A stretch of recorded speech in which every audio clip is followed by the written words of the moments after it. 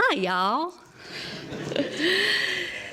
So this is the first in a series of talks about the Me Too movement, a movement created by social activist Tarana Burke in 2006 and made popular by actress Alyssa Milano in October 2017, a decade later.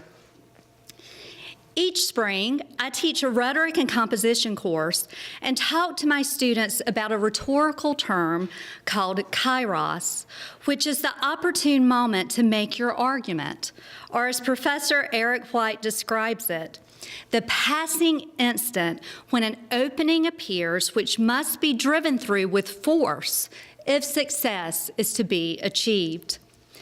In other words, Tarana Burke's idea, conceived, as she said, after she heard a 13-year-old girl's story of sexual abuse and wanted to offer support, to be able to connect her somehow with other victims of similar trauma so she wouldn't feel so alone, was a good and worthwhile idea. Eventually, she founded a nonprofit, Just Be Inc., and used the phrase Me Too to indicate the pervasiveness of sexual harassment and/or assault against girls and women of color.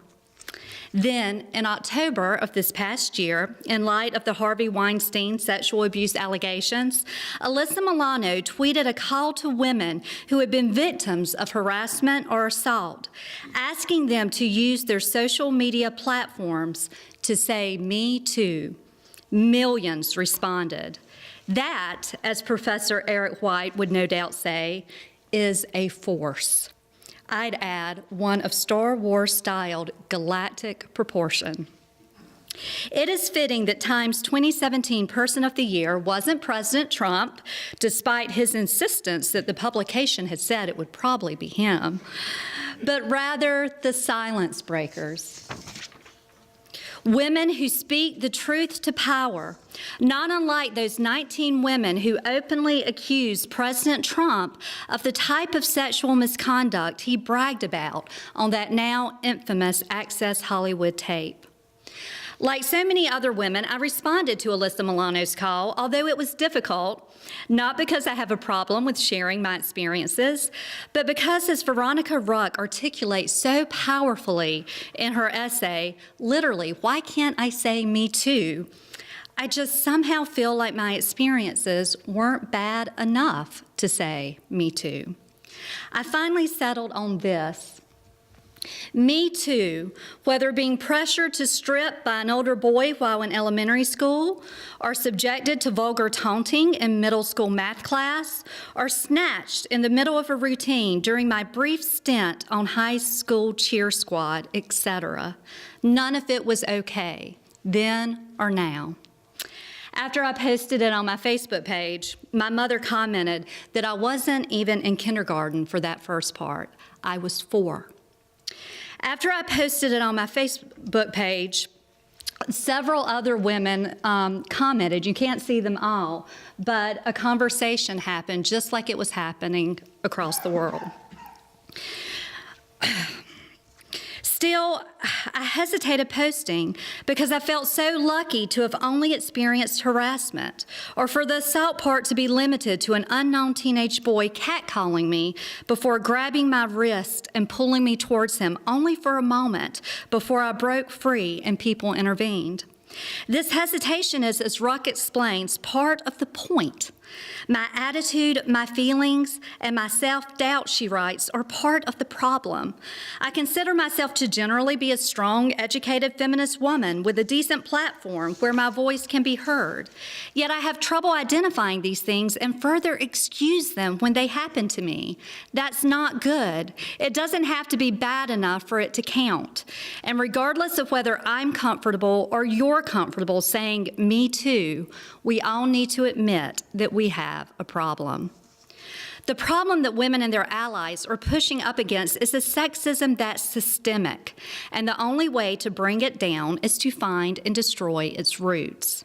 There are many, but one institution in which sexism is rooted, and I'm tackling this one both because, one, I speak from experience, and two, because of my setting, is the church. However, this particular building and the ideology of those within it offer everyone a model for what conservative Christian churches could become if they'd only stop being so fearful of change, so dismissive of science-based knowledge, and so suspicious of others. I grew up in a Methodist church, which, though conservative in many ways, wasn't at least Southern Baptist. In other words, I remember a string of ministers growing up, women as well as men, and I was encouraged to deliver the sermon myself whenever we had Women in the Pulpit Sunday, which was, and maybe still is, actually a thing. Side note, I no longer get this invitation, which is tragic because I finally have so many things to say. So I am open and available for speaking engagements. I wasn't even aware of the differences between denominations when I joined the Baptist Student Union my freshman year in college, but I learned quickly because there were any number of men eager to tell me that I could teach children in church or sing, but was absolutely forbidden to be in a position of leadership over men. Even my male best friend from high school, who came with me to college, seemed shocked that I thought women could be ministers if they wanted to. We had never talked about it, but I'll never forget the morning he took his seat beside me in a geology class we were taking together and handed me a piece of paper filled with verses designed to put me in my place. I had anticipated as much and was prepared. I handed the list back to him without even looking at it and said, Galatians 3:28, there is neither Jew nor Gentile, there is neither slave nor free, there is neither male nor female, for you are all one in Christ Jesus. I told him that my verse, which suggests God doesn't see male or female, made his verses void. He said, it doesn't work like that. And for the record, finally unfriended me on Facebook years later. But it does, doesn't it? Because here's the thing, we get to choose. The secret they never told us in Sunday school, we've always been able to choose. There are verses in the Bible that seem to justify slavery and ethnic cleansing, as well as verses that denounce it. There are verses that demonize women and gay people and anyone outside the tribe. But there are also verses that not only condemn such demonization strongly, but also provide words of encouragement and hope and love to the most vulnerable and marginalized communities. There are conservative voices in the Bible, and there are progressive ones. Just like today, just like always. There was this one guy at Baptist Student Union who, when I asked what he thought about women ministers, said, I don't see a problem with it. And I called my mother to tell her I'd met the man I was going to marry because that seemed so crazy feminist and awesome at the time. The bar was set so low, y'all. Seriously, though, he is sitting right back there, and we're here. And I know that what I recognized as worthwhile that day, specifically someone who, despite having been raised Southern Baptist, recognized that he could choose differently, is not only worthwhile, but essential if we want to make the world better. Because here's the truth. Evolving is hard, messy work. It's much easier not to think, to instead let others choose for you, to forget that we have both a choice and a responsibility to be good humans. And despite what the churches in which most of us grew up would have us believe, Christianity does not have a corner on that market. The golden rule, or treating others as we want to be treated, appears in nearly all world religions and ethical traditions. One of the problems that the Me Too movement is seeking to correct is that women have historically not been treated as well as men, and to change that requires a fundamental rebranding of a masculinity that has become toxic. We're talking about changing culture here. Fortunately, there are people who have been working on this already, with young people as their audience, which means that the up-and-coming generations have the potential to be so much better than us. I teach freshman composition classes at my state university that are themed around popular young adult series. So I'm going to talk briefly about two famous women who seem to be asking us to grapple with different types of masculinity: Suzanne Collins and J.K. Rowling. People, and it's almost always men, by the way, love to make fun of me for teaching cultural studies. They say, "What is the English department coming to? Why don't you teach Shakespeare?" Yeah, this article's about my class. It's from the state newspaper. Don't read the comments. We are going to take a few minutes to see what these women who have sold millions of copies of books that have been translated into dozens of languages have to say that might be worth hearing. And side note, we still have Shakespeare classes, I just don't teach them. In the Hunger Games series, Collins has her heroine choose between Peeta, an artist, a baker, and a boy who, the night before he's thrown into a fight-to-the-death competition, is consumed not with fear of dying, but with fear of losing his purity of self, of being turned into some kind of monster that he's not. And we have Gale, the hunter, the soldier, and a boy whose parting idea to Katniss is that there's really no difference between hunting animals and hunting people. Here are the actors who played each part. The books were better. Gale is the one who makes bombs to kill his enemies. Peeta is the rhetorician, the one who uses words, and whose words have, as Collins writes, the power of an exploding bomb. More often than not, he looks for a different and better way to play the game. He's ultimately the heroine's, and he should be our choice. In the Harry Potter series and the new Fantastic Beasts and Where to Find Them spinoff, Rowling asks us to consider Harry Potter and Newt Scamander. As Emma Lord explains in her article on Newt Scamander, Toxic Masculinity and the Power of Hufflepuff Heroes, Newt tears up in wonder as a baby bird hatches and tenderly refers to himself as Mum to the group of them. When Newt's privacy is violated by Queenie, his reaction, though he is feeling angry and embarrassed according to the screenplay, is merely to say, "Please don't read my mind." When Newt's beast, the very nearest and dearest creatures to his heart and the purpose of his entire life's work are threatened, he doesn't try to lash out or fight or punish anybody. His pleas for the magical Congress to see reason are entirely an appeal to their emotions, an attempt to reason not just with their heads, but their hearts. No, don't hurt those creatures. Please, you don't understand. Nothing in there is dangerous. Nothing. Newt Scamander takes every trope we know about the male hero, the toxic tropes that we have grown up with that are so internalized in traditional narratives that we don't even blink at them anymore, and flips them on their head. In an ordinary narrative, traditional Harry Potter narratives included, the idea of the male hero manifests very differently. See, if Newt were the hero we were used to, he would still defend those creatures, but out of some profound Gryffindor-like sense of indignation and rage, which he'd use to justify whatever extreme measures he'd employ to protect them. If he were the hero we were used to, he would have lashed out at Queenie, and we would have accepted it. Men's pain is traditionally considered weakness, and her exposure of his would open up a plot point for him to expose his manly fury. And the manlier thing to do when Newt's beasts were compromised was, no doubt, to hurt anyone and everyone he could. Lord continues, also essential in Fantastic Beasts, changing this narrative of men being weak for showing their emotions are the reactions of the people around Newt in the film. The supporting cast of characters, both men and women, are all at some point or another surprised by his sensitivity, but foster a safe environment for it.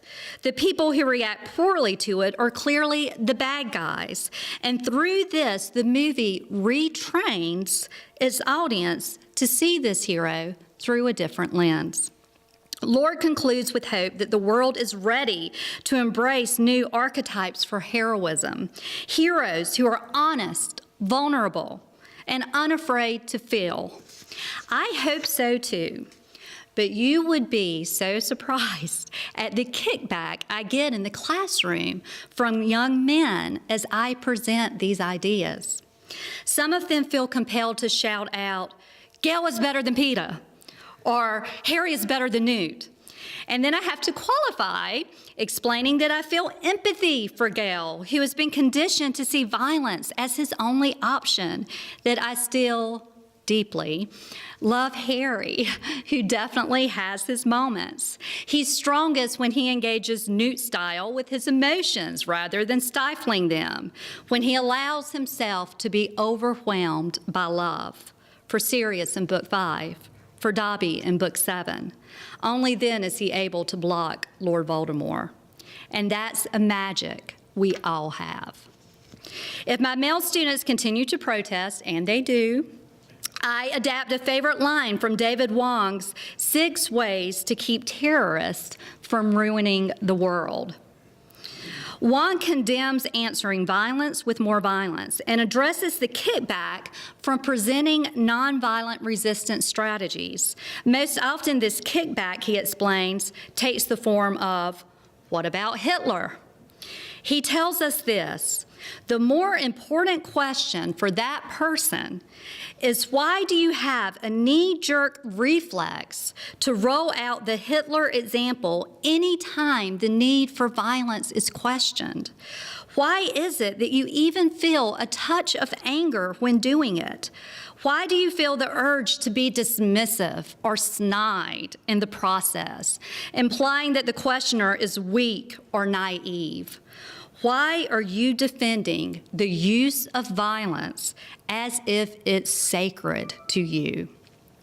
When I ask my students, when I tell my students this, I ask them, why are you defending toxic masculinity as if it's sacred to you? This Me Too movement is an opportunity. We're at that crucial point in the story when, if we're brave enough and committed enough to unlearn what we have learned, that's a Yoda reference, okay, we can choose differently than we've chosen in the past.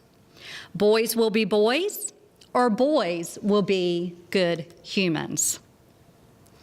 Throw like a girl as a bad thing, or throw like a girl as a good thing?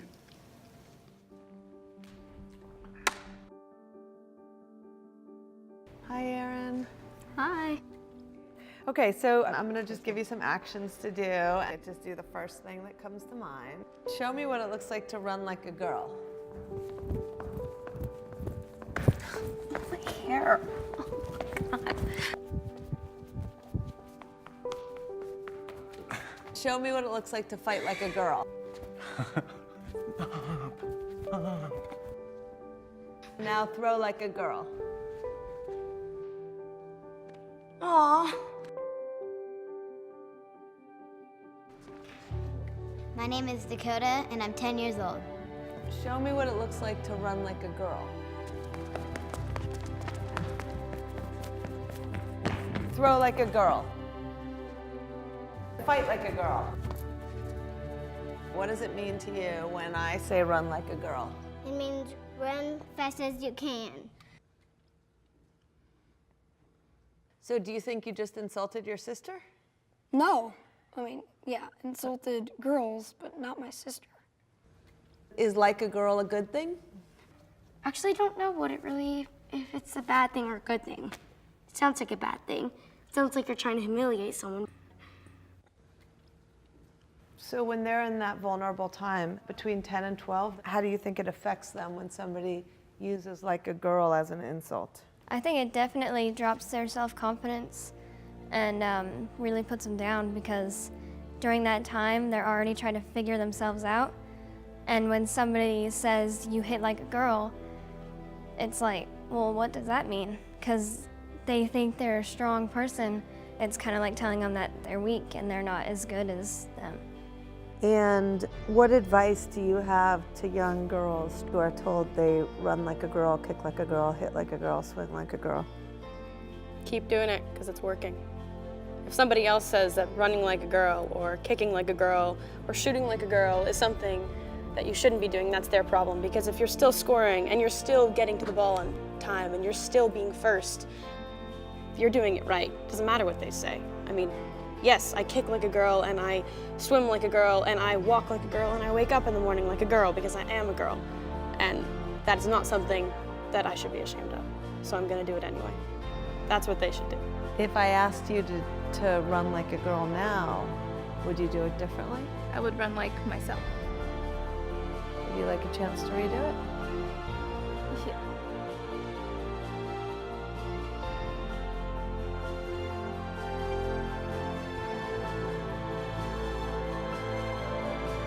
Why can't run like a girl also mean win the race?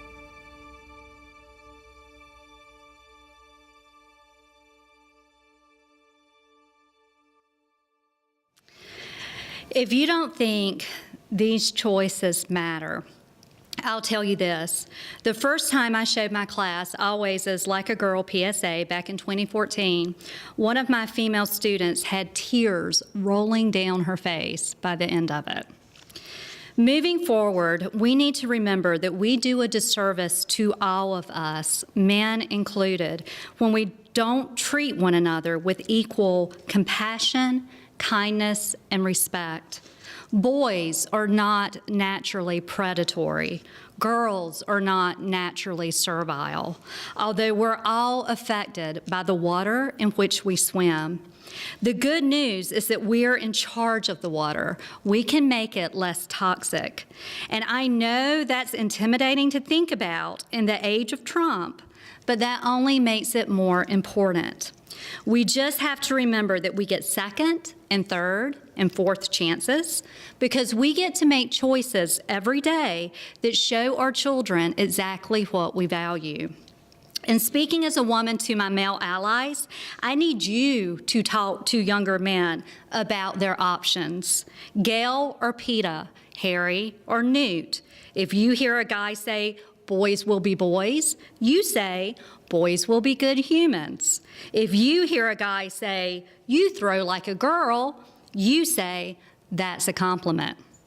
Because right now, many of them need to hear about their choices from you rather than me.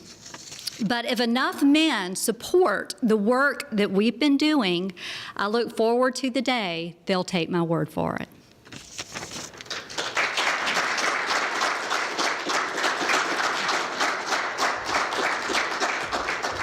Thank you for watching our videos.